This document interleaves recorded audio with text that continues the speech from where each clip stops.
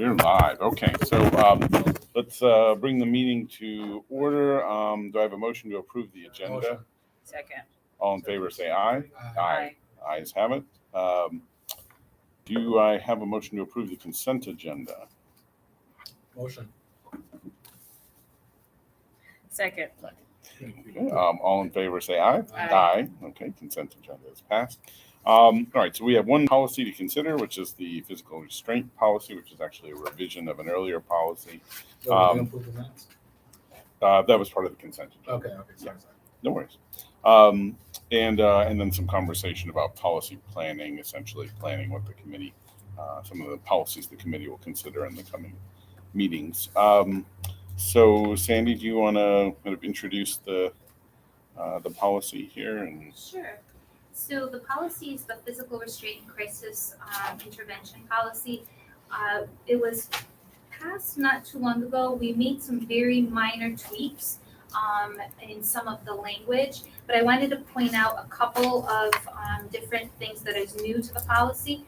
One is the definitions. That was something new that we have added. So you'll see there that I have outlined and defined what a few of the key words in the policy are. For example, what we refer to as behavioral strategies, crisis, intervention, disciplinary intervention, and then what physical restraint is. And there you'll see there are 3 different kinds of physical restraint, 2 of which we do not do at the school level and 1 which we do.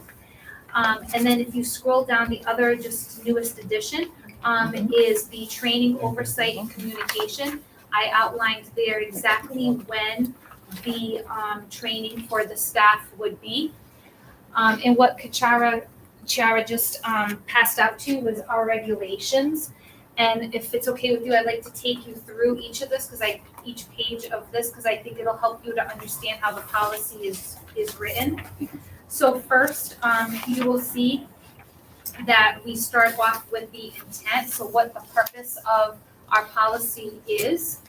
We then go and define each of the emergency situations where we would actually enact this particular policy and provide physical restraint to a student. On page 3, we talk about professional development. So no one in the district is allowed to complete a physical restraint unless they're trained.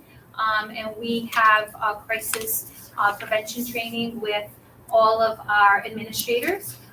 We also have it with any of our classrooms where we think physical restraint possibly could be used, like some of our BD classrooms, possibly our autism, mostly our specialized instruction classrooms where we think they could be.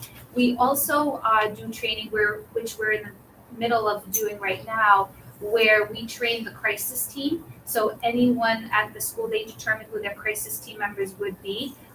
And we're in the process of training them also in the event that they needed to use physical restraint. And that is a gamut of elementary through high school. Also here, you will see on page 4 that obviously we would never go into the whole purpose of the policy is to use physical restraint as the last feasible option. However, one of the things that we do is a lot around obviously SEL, which you'll see outlined here, and then we also do some interventions. So for example, if there's a particular student who's exhibiting particular behaviors, we want to know why. So that's why you'll see here, sometimes we'll have the school psychologist or the school social worker do FBAs to find out where the root of the behavior is. We also do certain intervention strategies like we'll do counseling. We might have behavior plans put into place. We obviously do conferences with parents, with students. And then we sometimes take a whole team approach. So sometimes that could be anywhere from a teacher support team. It could be a special ed team, depending. It could be a 504 team. We also do what we call de-escalation. So part of the training for CPI is learning how to de-escalate a student that might be going into crisis. And, we, in certain strategies that we use would be things like, talking very slowly, softly with students, looking at them eye to eye, helping with some breathing techniques, respecting their personal space. Trying to think what else? Just our language. Yep. Our kind of keeping our hands obviously in a certain stance. So really helping to support and to de-escalate that student when they're in that heightened state. And a lot of times that helps, and we don't have to get into a physical restraint, but sometimes that doesn't help, and the student continues to escalate. The next part, you'll see 4.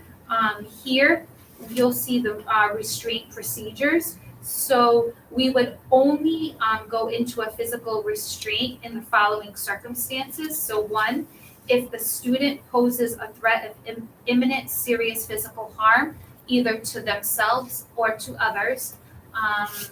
Also, if our non-physical, so those kind of de-escalation techniques, were not being effective with the student.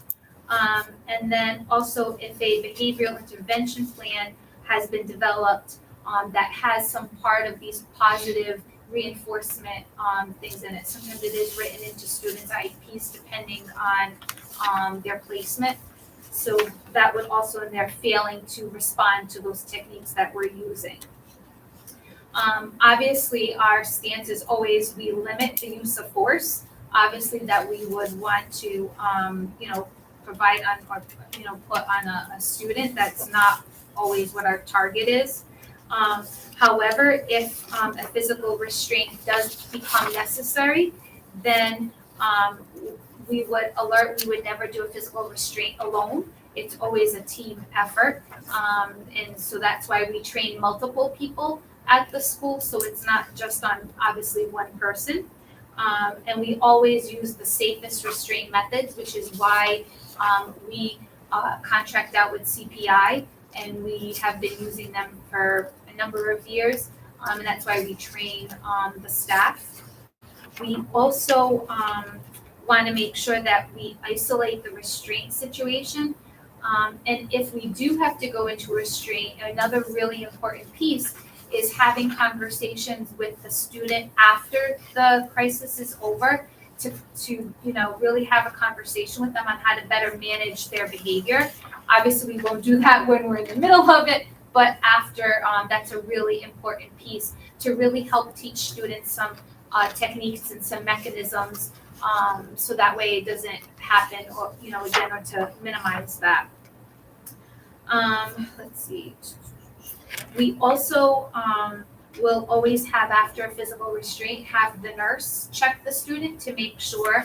And usually when we're in the middle of a restraint, we usually have someone, whoever's doing the restraint, there's always someone that's a spotter that's watching and watching the student.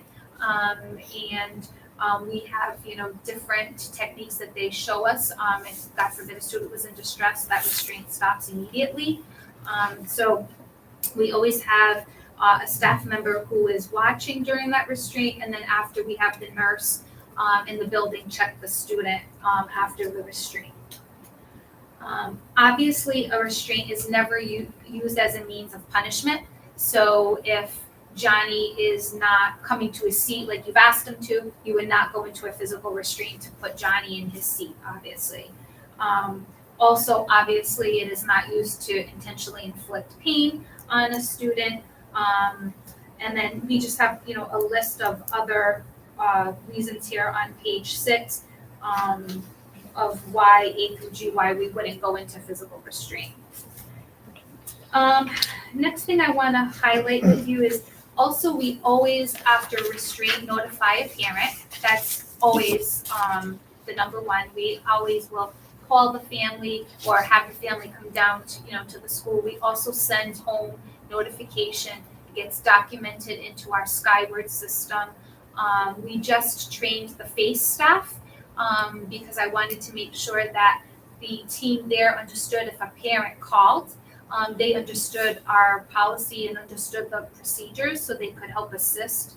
And we also have a form or a letter where if a family doesn't agree with the restraint, that they can send to us, and we kind of like a homeschool, we have it pre-done, so they just have to fill in the information to make it easier for them. So we've shared all of that with FACE also. So they have all of that. Obviously, when they do a physical restraint, they inform obviously the school administrator. Most of the time, the school administrator is involved in that, but they would always have to notify. One of the things that particularly my department has been doing, so this falls under the Office of Specialized Instruction. We have a very specific manager, our BD manager also for our behavior classrooms. He also manages physical restraint. So when I know and I get the notification that a physical restraint has occurred at a school, I send him out to that school to debrief the situation, to discuss why was that restraint, and how we can help support that student moving forward, and also that school with whatever the challenges are happening there with that particular student. Part C of this, we'll share with you just about our documentation, how it says here no later than 2 days, but I'll be honest with you, our direction to schools is it's immediate. Immediately after, you've gotten the situation under control, you are to call the family and let them know that this has happened. We don't want a student to ever go home and say, I was, someone had their hands on me or, whatnot, and the family not understand why. So we want that to be immediate. And sometimes in some cases, as the restraint of the crisis is going on, someone else on the team will call and just notify the family of, the situation. And again, the building principal, again, is mostly the one to call, to notify them, and then we also send a written letter home to the family also, so that way they get a phone call plus they get a letter, which you'll see it's one of the appendix that's here.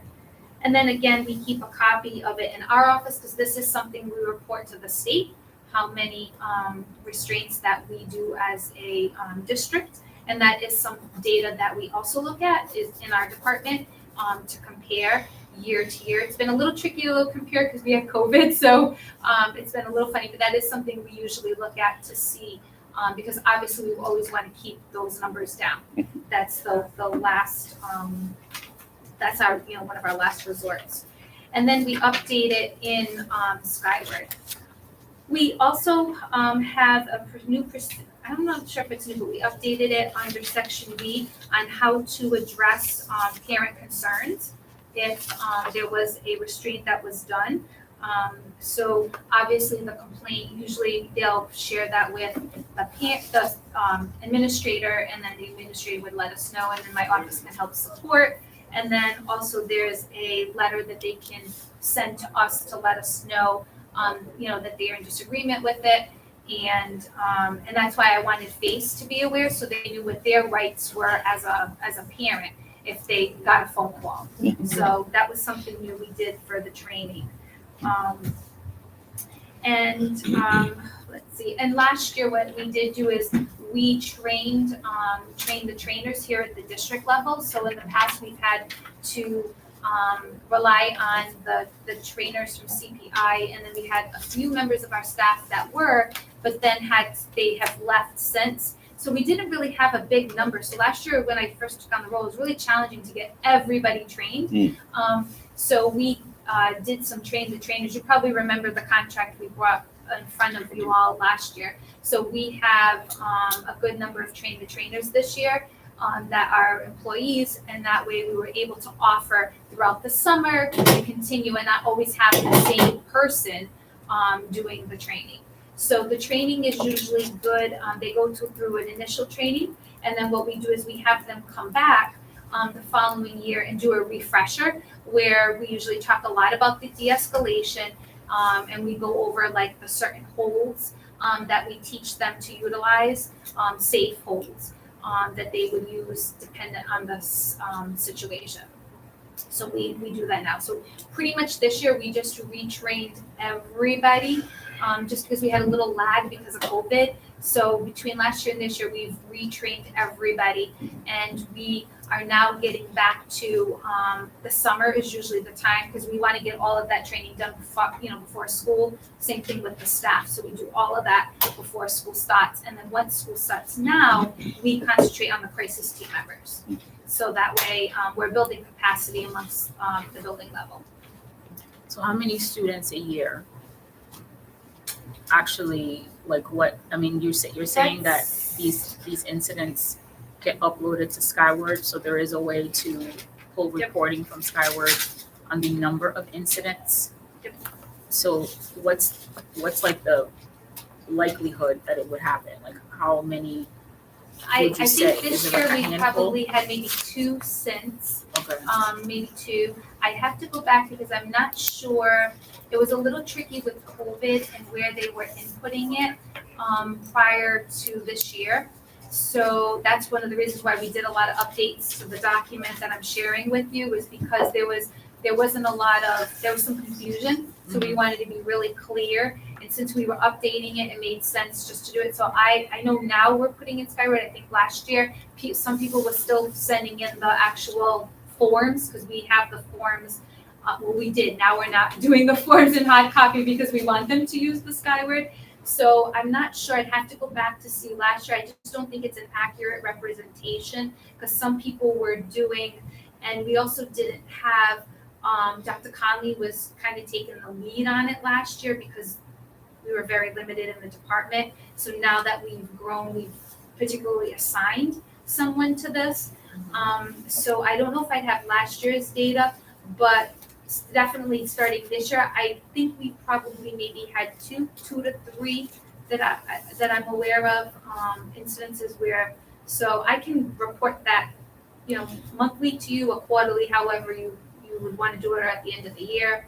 Well, I know there's in the regulations here, and I assume this isn't new, that the district has to submit a report Yes. each year to RIDE. RIDE. So where does that report reside? Is that available to the public? And I guess one suggestion I would have, a revision to this, would be that report be simultaneously shared with the school board. Again, even though we're in this sort of odd circumstance in which RIDE runs the ship, that's not going to be true forever. So we might as well include that in the policy. Plus, our role at the moment is public accountability. So reporting to us and reporting to RIDE, make sure Providence families know what's going on. I can't guarantee prior to me coming on in November that data is most accurate. So I feel like after this year, I will have very accurate data, because because I think a lot of schools were doing a lot of different things, which made it difficult and challenging when Dr. Conley and I had to submit the one from last year. So we kind of did the best we could with what we had. But this year, being that we have a dedicated person who is overseeing this, because this is obviously an important piece for us, at the end, when we report to RIDE, I'll make sure we have a copy and we can submit to the school board. Okay. And when we're talking about reporting, like, is it a description of the incident? Is it demographic Numbers. information? It's just a number. I think it's the numbers, but I can pull the report and give that to you a little bit more detail. I mean, I know when we've gotten reports in the past about school disciplinary incidents, it's broken down in a variety of demographic ways, as well as by building, rather, by school.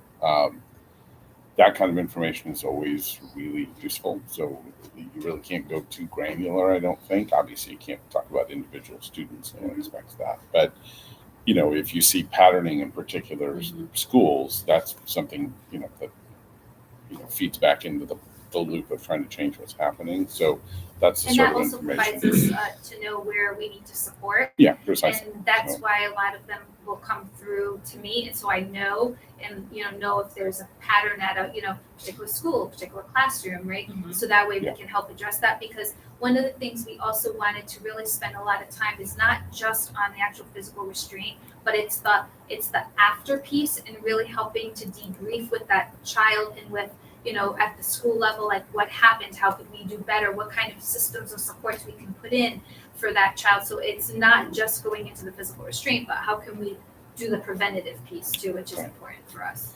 Mm-hmm. And I think in terms of reporting also, one thing that might be useful for this policy specifically, and probably some others going forward, is before we finalize anything or vote on anything, to have the race equity office look at things, right? Nicole, take a look at it, or her people, or whatever. Because this one in particular, I mean, nationwide data certainly tells us that there's a pretty sharp kind of racial inflection to when physical restraint tends to be used from the youngest ages all the way through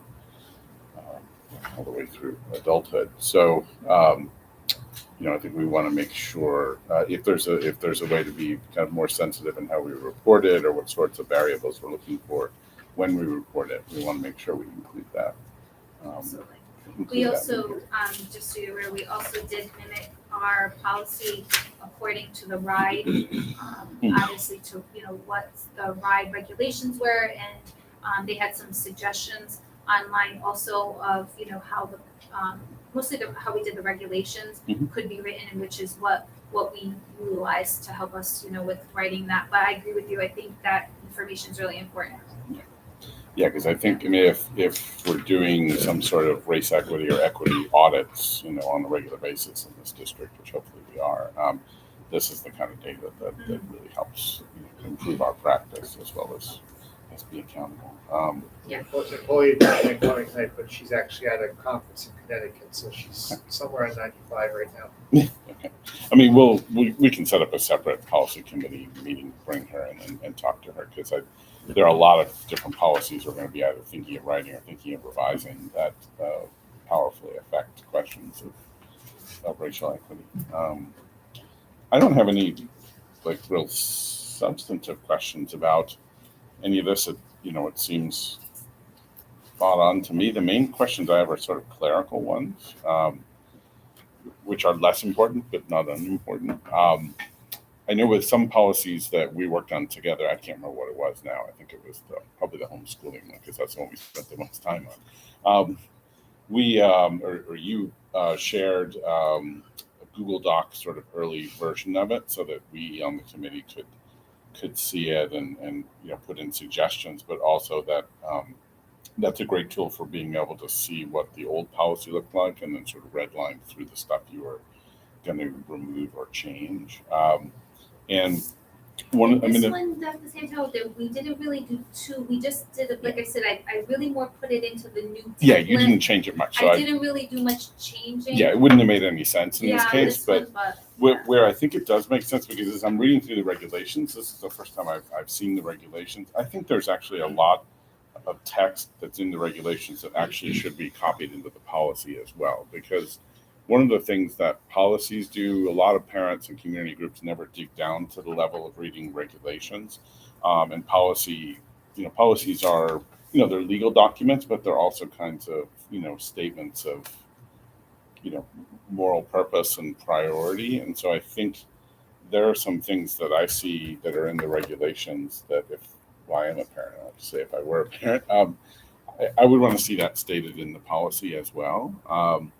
I was actually making notes, circling a paragraph, shoot that one into the policy. So I don't think it's very hard for us to agree on what maybe should be in both things. I struggle with that too, because we all do, because it's complicated. I struggle because I tried to make it where it was a little broad but had information, only because I feel like we'd have to keep coming back, and then we would end up with the work plan that had all of them to be updated. So I was trying to make it where, that's why a lot of it I called out, where I said the regulations, maybe where it says administrative regulations, maybe we have a hyperlink that this goes in there.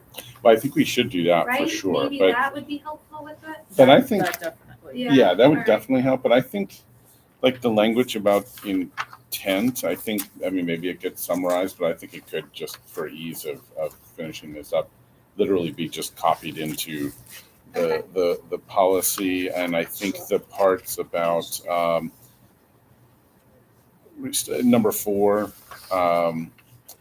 and then the parts about where reporting, including parents. Number 4. Oh, okay, the um, restraint policy. and the complaint procedure, because these are, I think the parents need to have a sense of what this is, why it is, and how they can interact or respond with it. And I feel like that needs, again, this is very clerical, but it does matter in the end.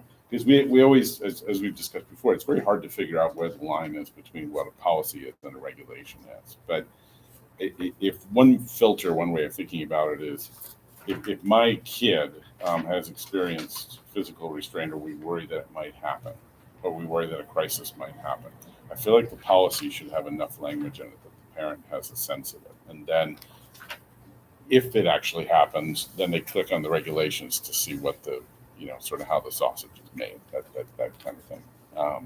Does that make sense? I just want to make sure we're doing it. So I'm going to add the intent piece, which is on page 2. Yeah, I mean, what I'd like to do is actually, because we just got the regulations. Do you want me So to send it to you and I have it in my, like, if you look at wouldn't the mind, comments? if Yeah, you wouldn't that might mind, be because, easier. Okay. well, let me ask, is there a time, like, do we need to pass this now? Because we can easily pass it at the next meeting without any issues. But I just want to, because we, in the past, we've had a sort of policy expert with us who parses that out. And now, and that was hard even then. And now, we're still sort of starting to figure out what that looks like. So I want to try and make sure we maintain the balance in that. I hope that makes sense. Does that make sense to you guys? Or am I Yes. just like being overly picky? No, I mean, by the time we get here, we should have already gotten a chance to read what we're going to talk about today. Yeah. Um, Yeah, we had the policy several days ago, but not the regulation. Yeah. So, yeah. I mean, there's no rush. I don't see a problem. All right. I just want to make sure I'm not like being like professorial about Chicago manual style footnotes, because that's what I've been doing all day. So, which is being nitpicky about word choice. So, so are we saying we're going to review this yeah, I'd like to. before we send it to the full board? I would like to. Yeah. Okay. But in the meantime, we could share it with the full board.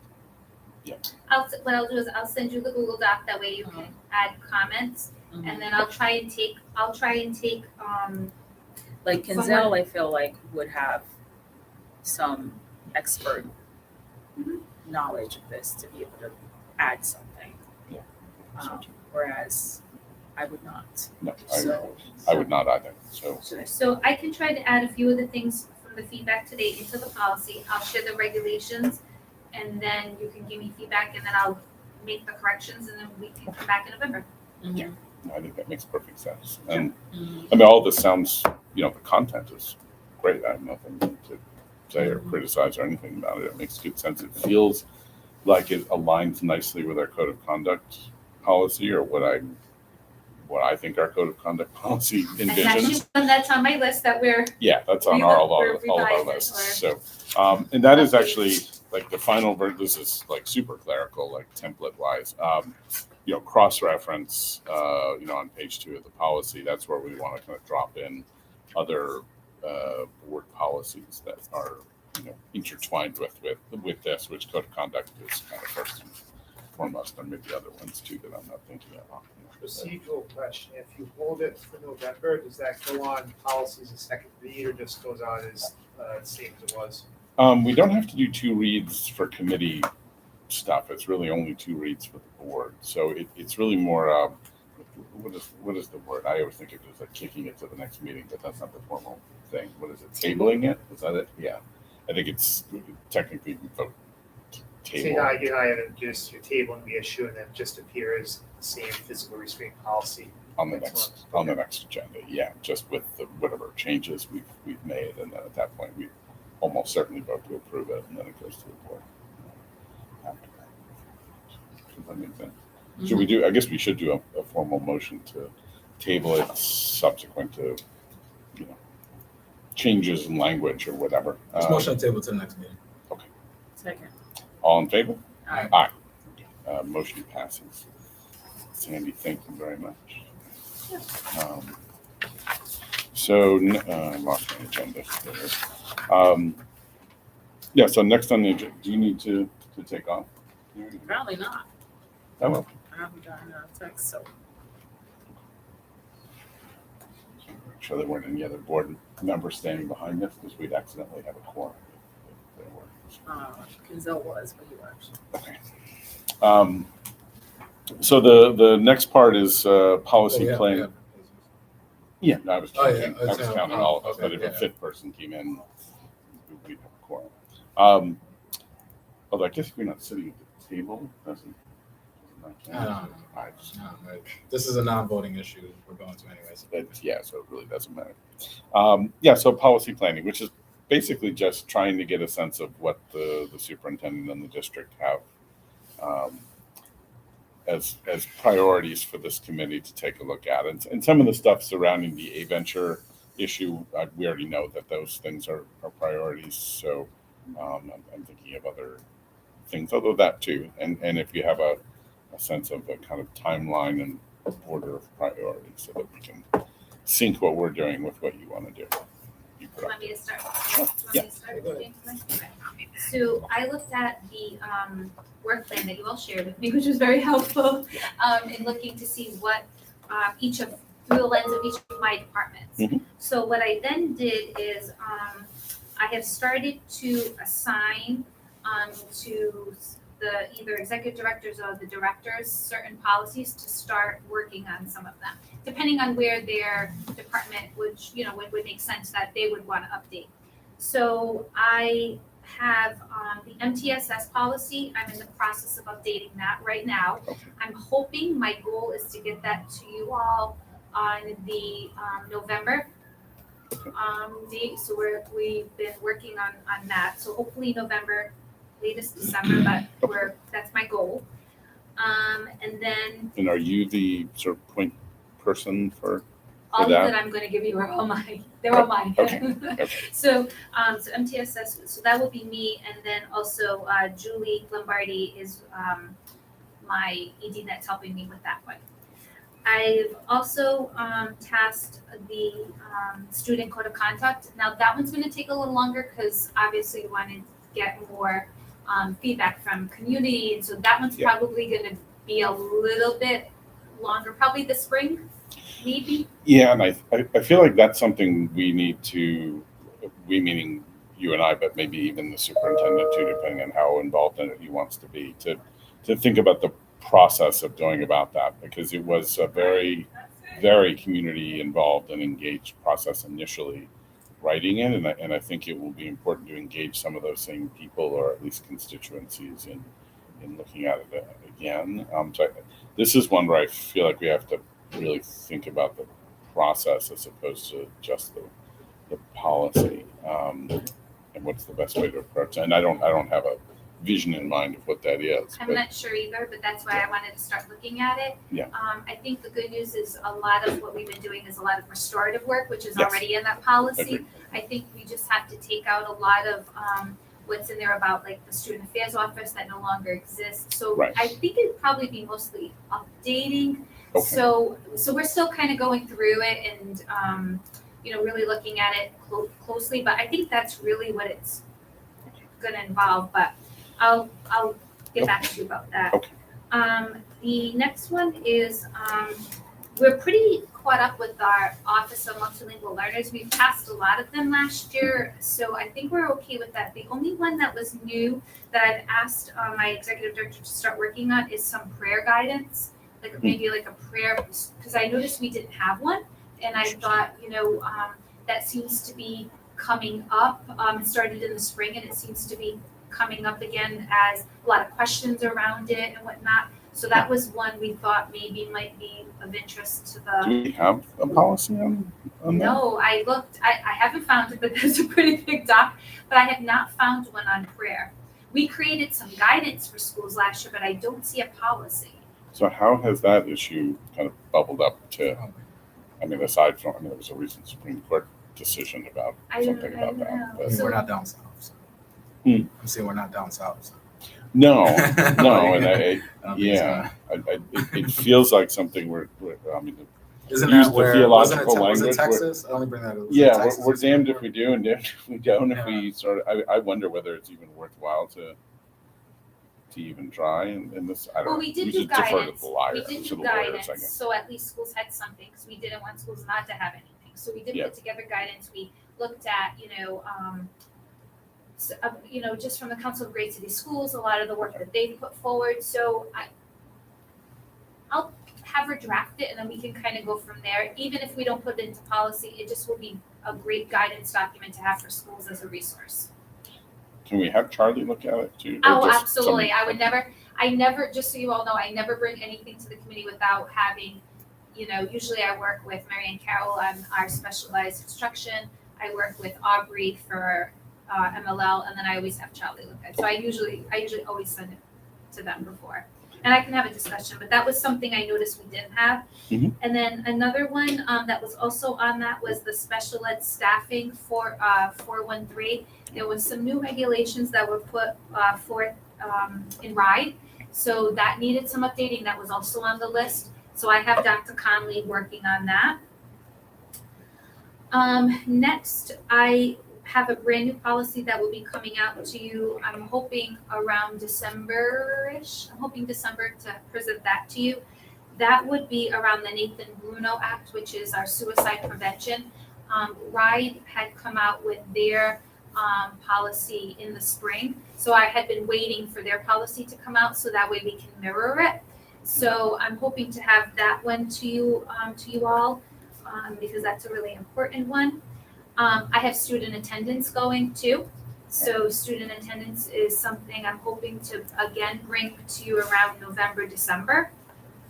I think it would be good to aim for December for that one, because I think we're trying to do at least some of the A-Venture related stuff at the November meeting, hopefully. So, Fine, totally fine with Hopefully. that. Yeah, totally fine with that. That'll give us a little more time because we're really going through that one with a fine-tooth comb too.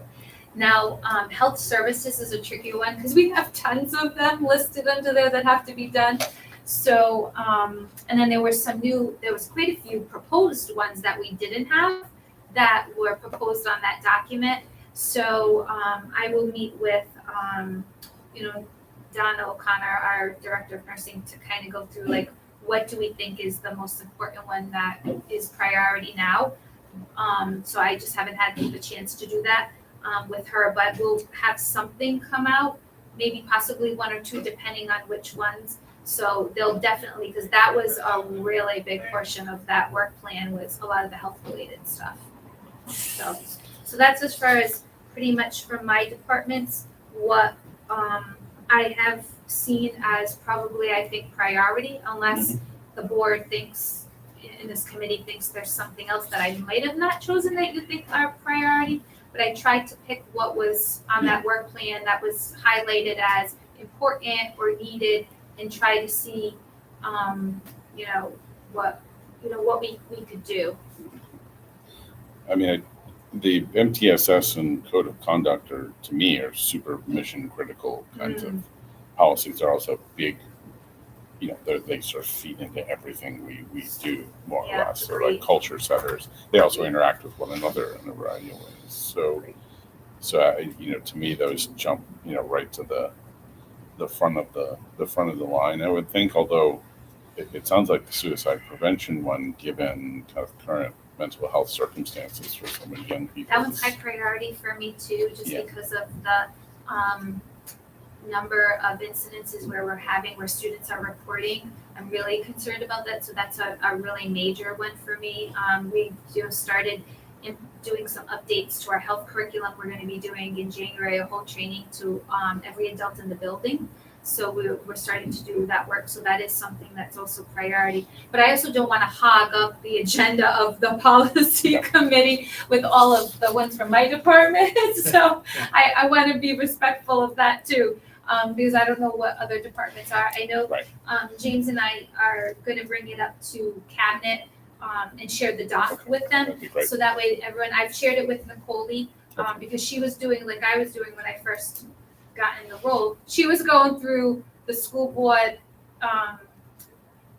website like I was and going through them all. I'm like, oh wait, we got an user doc, so Yes. we'll Yeah. have to share that, and then they can kind of Yeah. determine what. And there is, if you, I'm sure you did, if you sort of move to the right, there is I don't know what the column is called, like point person or whatever, who's, Yes. who are the people, and if you can update, because I still keep that tab open on my browser along with the other 75 other tabs I have open. Do you want me to update that? If you Okay. wouldn't mind, Sure, yeah. I no, mean, no. even if it means putting your name on 1,000 things, which it sounds like it is, but also if Nicole, she's going to know better than I am, like what intersects with the duties and mission of her office. So if she wants to add her name to some of And those, she just hired a couple people, so she's Okay. like ready to go, I think. on some of great, these yeah, things, that'd be so- awesome. Yeah, because what we can do is just send it to her when we're done to have her lens on it and her, and plus whatever one, this particular one I didn't, but normally I'd bring it to, cabinet to have for feedback too on it, so. Yeah, and we meaning the committee, we definitely want to meet with Nicole as well, just to see what she kind of foregrounds in terms of priorities. But I'm guessing code of conduct, but also our race equity policy, the actual policy, because it's several years old now. Yeah, that's on her radar. I did discuss that with her, so she'll probably, we can make time for planning with her at the next meeting. She'll, try to book her out in advance. And I mean, you and I can always meet with her, just not Sure. in a meeting setting if that turns out to be easier, to do stuff. But there's so much of what we've put together around restorative justice, race equity, code of conduct. It was, I think, very forward thinking at the time that it was done, but it was pre George Floyd, and it was pre Black Lives, for the most part, pre Black Lives Matter, and there's so much more that we know that we didn't know before, and terminology has changed and all that. So we want to be sensitive to all of that. So we have more than enough to do. So just in your part of the world, Sandy. So I mean, code of conduct. I do think we should save that for the spring, but I feel like we need to have some meeting that's not a policy committee meeting to figure out if it needs to be at the table. Obviously, the stuff you suggested with code of conduct, there's a lot of it that just needs to be kind of tightened or updated. I think so. That doesn't I think require community input. I think the last time we did it, because I was here and I participated, I think we were very thorough. I mean, Yeah. you remember, we had a lot of different groups and subgroups and representation of a lot of different community members. So I think it was a really great policy. I just think we have to make some updates, and we're moving into a much more restorative culture. But we also had a lot in there around SAO, and that's something fairly new that we don't have. So I think some tweaks to that.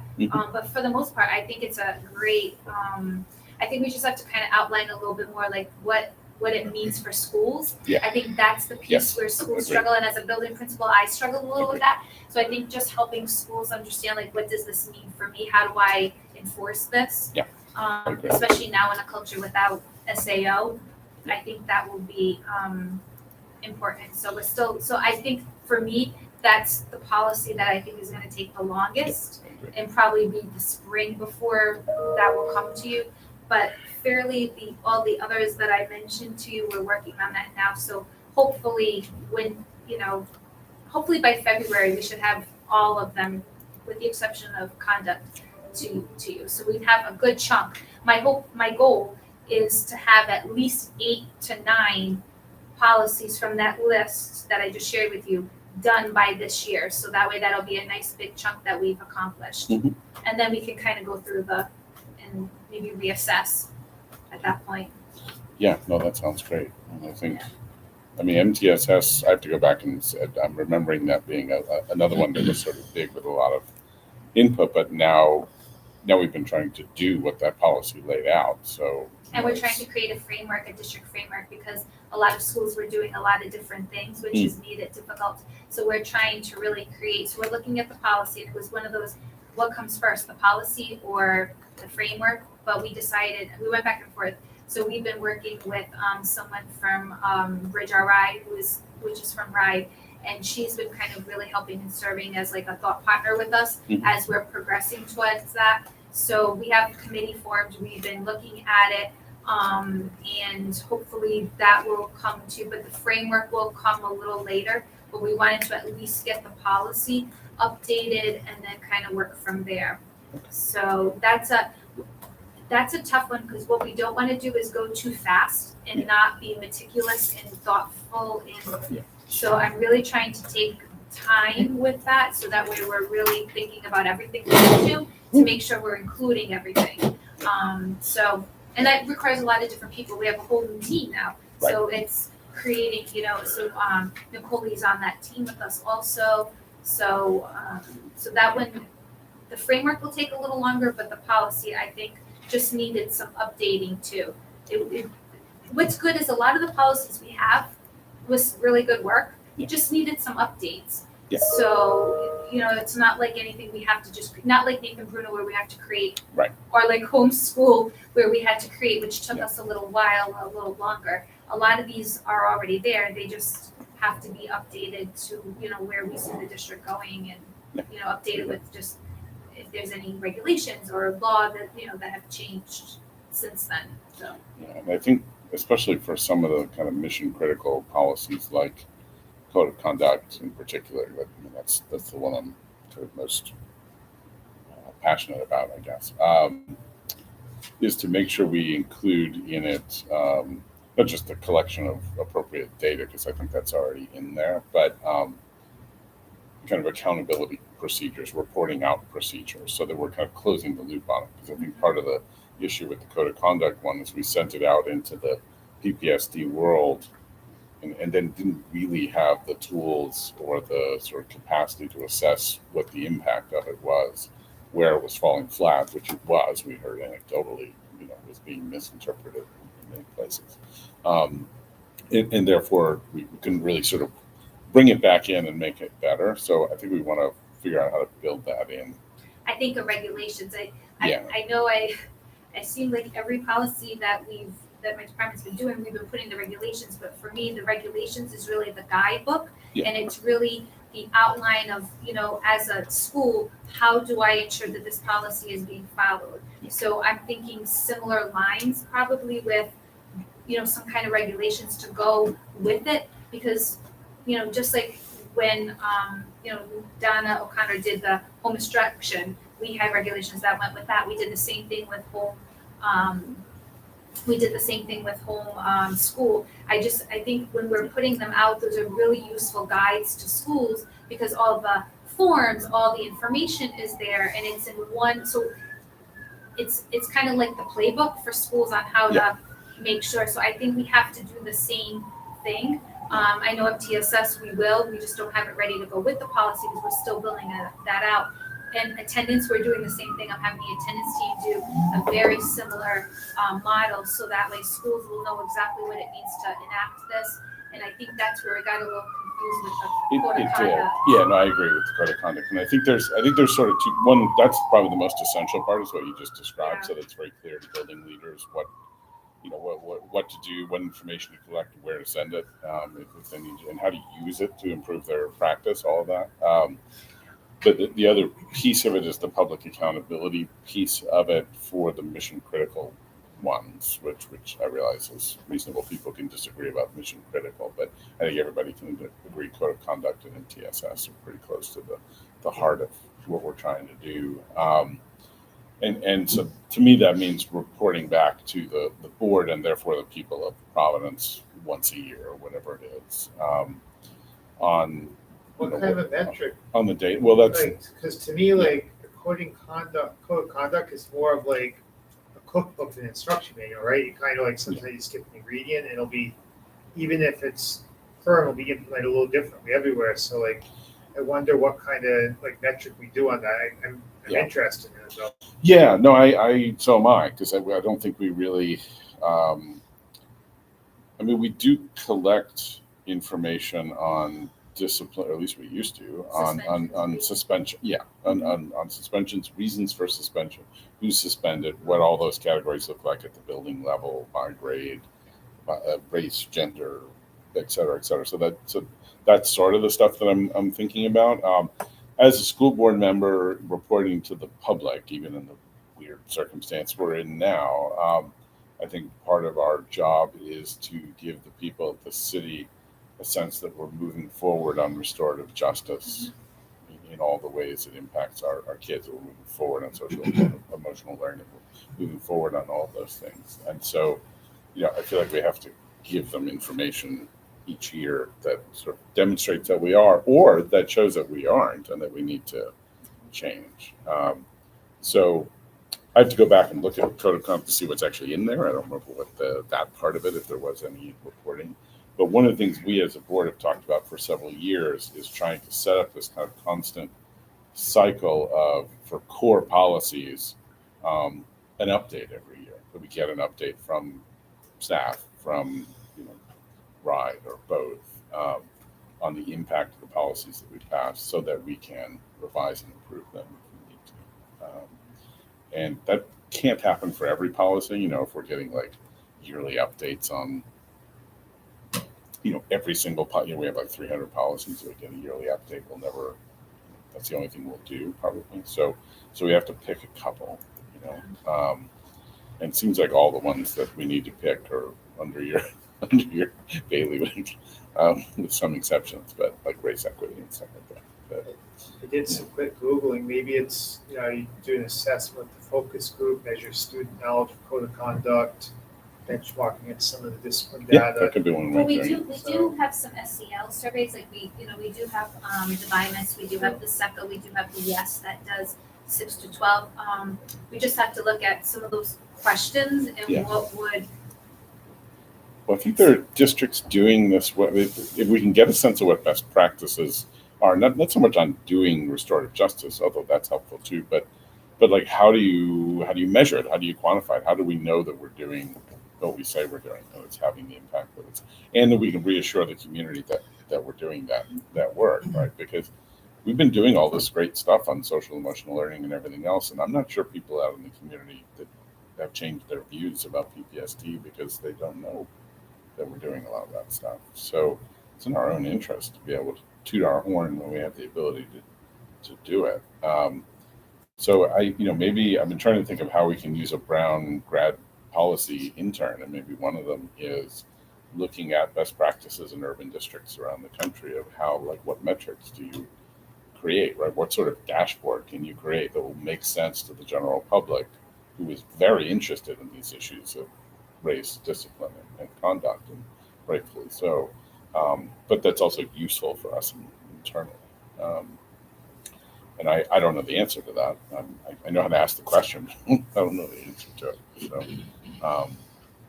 anyway, we have plenty of time to talk about code of conduct, but that's some of the stuff that I'm thinking about just from a policy perspective. I think for purposes of this meeting, we'll probably close out, Yes, we should. Yeah. and we'll have time before 6:30 to talk about it. So I'll do a motion If you to. have any other updates. I have yeah. one thing, but I'll be brief. I don't know what policies done in the past with it, but obviously I'll be tracking things come out of the General Assembly that may affect some of our policies. How would you like to deal with that? Yeah, so if there is, ideally, if there was collaboration between PPSD and or RIDE in terms of education policies that impact us and or that we could have a voice on, people testifying on, I think that should also be part of the policy committee's function. But yeah, I think it's better to work out if whoever, I would imagine potentially yourself doing like tracking legislation and just being like, hey, like this is coming up. Because there have been times where we've either seen something that is going to impact Providence education and maybe we want to have a stance on it and or maybe contact the representatives, and we kind of just get caught last minute to be like, oh, I can't believe this is happening and PPSD is doing this. But yeah. And it used to be that the Rhode Island State Council of School Boards and Committees, whatever that is, right, RIAS or something, Rhode Island Association. Yeah. I think that's them. They used to send out like every week or The every other principal week. Association, they would send when anything Yeah. was coming out. I Yeah. mean, the other thing is too, like my staff is also looking out for that. Like, for example, when Nathan Bruno passed, we knew that was something we had to Right. implement, right? Same thing like with, in researching some, when RIDE is putting something out and changing regulations, we're also looking at that and comparing it to what we have to, do some updates.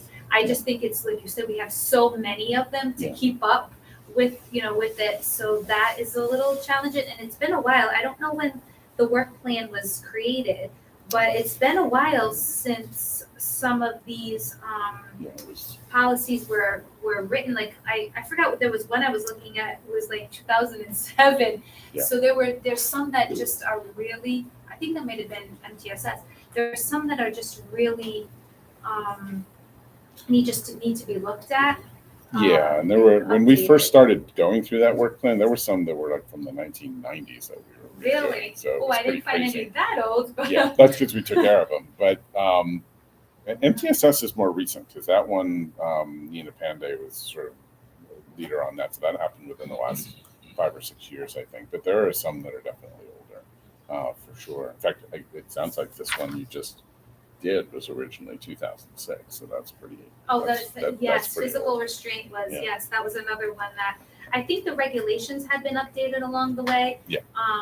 But not the actual policy, which is, why we did some, like I said, some tweaks, but yes, you're right. And I think, prior to Joe Russo, who's our brand new, manager who's taking on this role, Sue Hartson, I don't know if anybody remembers Sue. Sue was really the one that was in charge of CPI at that time and did a lot of the updates. So, I think what is helpful is trying to understand, like, as a for me anyway, as my departments, which are the policies that really live with us, so that way we can really keep an eye on what's happening with whether it's, law or, regulations, however, to consistently update them and get into a cycle of updating them when they come, when they need to be. I think that for us, but right now we're trying to play catch up. Yeah, as our way. Hopefully we'll get Yeah. into a better groove, but Yeah, and we're on that same cycle. It's Yeah. the same thing. Because usually once you update, occasionally there are things you need us to do too, and then we have to do it. So we'll get there. So just to close things out, you're gonna, Sandy, you're gonna share Google Doc version of Yes. regulation and policy for physical restraint. When's our next policy first meeting? week of November. Yeah, November. It's usually, let me pull the second. date for you. And everything's posted to electronic school board. I believe through the year, is that correct, my friends? It's the second. It's November the 2nd of Yeah, so November. we would need to post whatever it is November I by usually- the 28th of October, right? Friday. Yeah, I usually like to get it to you on the Friday before. Is that the 28th at the same time? Yeah, Yes. that is. So So the 28th is but if you usually- can get the Google Docs of these things to us well before that, if that's Yeah. possible, because then we can, have a conversation, get it to the point where it's ready to go on the 28th, and then all we really need to do is just discuss it and pass it. hopefully. So, And And I'll take the stab at trying to update a little bit based on what you said today. I'll work to track some of those things and communicate with you. And okay, all right, there sounds is good. something on the council docket tomorrow. I sent the docket over to you. Oh, you just did. Okay. So Travis, do we have a motion to adjourn? Motion to adjourn. Second, All all in in favor? Aye. Motion passes. We are adjourned. Thank you, everybody. I'm gonna turn off the,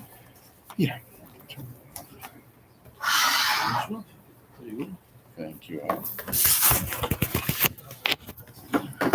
I can find it.